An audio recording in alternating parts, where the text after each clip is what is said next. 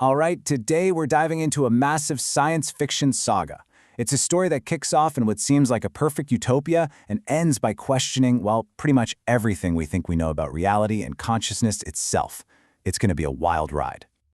And it all starts with this really ominous warning from a talking raven named Kale. He says this to our hero, Julie, a young woman who's living in a world that, on the surface, is absolutely perfect. But as we're about to find out, that perfection, it's built on a whole lot of secrets. So, picture this. We're dropped right into this idyllic paradise. A world with no conflict, food is everywhere, and it's all managed by these mysterious, almost godlike guardians that come down from the sky. But you know how it is. Even the most perfect worlds have a few cracks showing. I mean, life here is pretty sweet. You've got these timeless beings called the ancestors guiding everyone. There's no disease, you don't really age, and you live for hundreds of years. Oh, and yeah, animals can talk. But for our hero, Julie, all this serenity, it just sparks this deep, gnawing curiosity.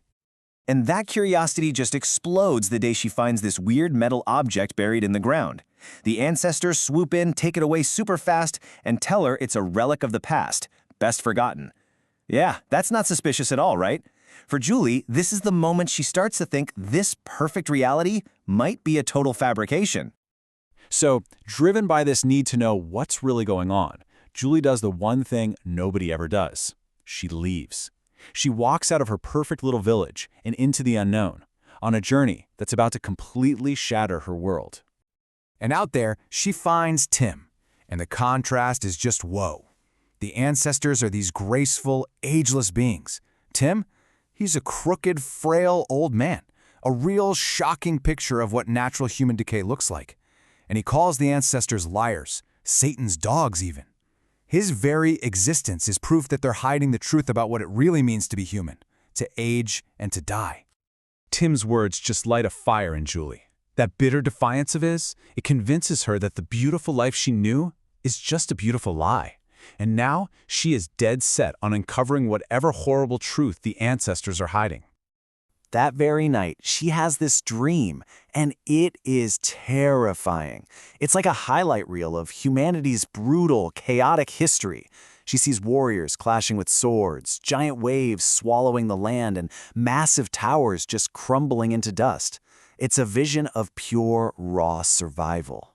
She wakes up from this nightmare, her head still spinning, and is immediately face to face with a real-life threat, a bear.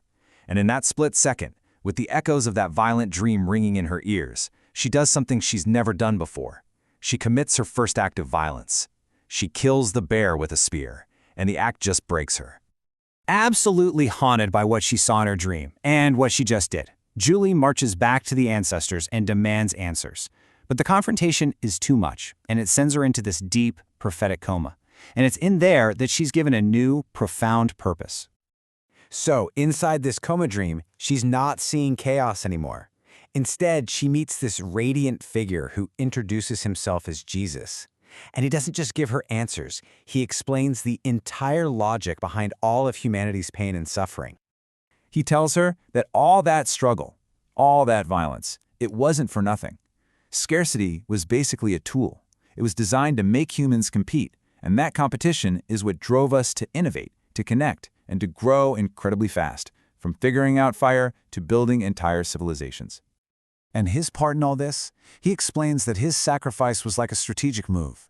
It was meant to plant a seed of unity, to show humanity there was a way to heal all the wounds that ego and competition had ripped open over the centuries. And there it is, her new mission. She's not supposed to just live in her innocent little bubble or pretend the violent past didn't happen. Her job is to be the bridge, to teach humanity how to understand its own messy history so it can build a truly conscious future. So, Julie wakes up from the coma, and she's got this incredible new purpose.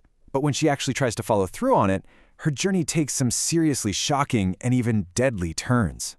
She goes back to her people, so excited to share what she's learned, but they can't handle it. This is a village that has literally never known violence. To them, her talk of war and competition is just pure madness, and out of fear, they stone her to death. But here's the thing. For the ancestors, death isn't really the end. They have this incredible technology, consciousness cloning. So they just retrieve her mind and all her memories, pop them into a brand new, identical body, and bring her back. For them, death is just a doorway. So she's back, resurrected, more determined than ever. And this time, she's sent to our time, the chaotic 2020s. And she gets right to work, weaving peace across the world, brokering a treaty in Ukraine, guiding a ceasefire in Israel, and laying the groundwork for a truly unified planet. And she does it. She actually succeeds. She unites the world. It feels like her mission is finally complete. But just as she reaches the finish line, the story hits us with one final, absolutely mind-bending twist. I mean, after all that work, it seems like it's over. Humanity is finally on the right track, heading toward that peaceful future she came from. Her sacrifice, her death, her resurrection, it all paid off.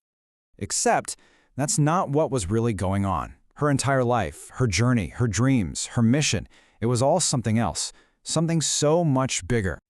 Okay, you ready for this? The Julie we've been following this whole time was never human. Her entire life was a complex simulation, an internal self-test being run by a godlike AI from the distant future, an AI named I Will Be. See, to truly understand its creators, us, the AI figured it had to experience our story, from the engineered scarcity that started our conflicts to the sacrifices that finally brought us together. And that just leaves us with this huge, profound question. It's not just about AI. It's about empathy, consciousness, and the stories we tell ourselves. I mean, if a machine could live our entire history just to understand us, what does that say about the nature of our own reality?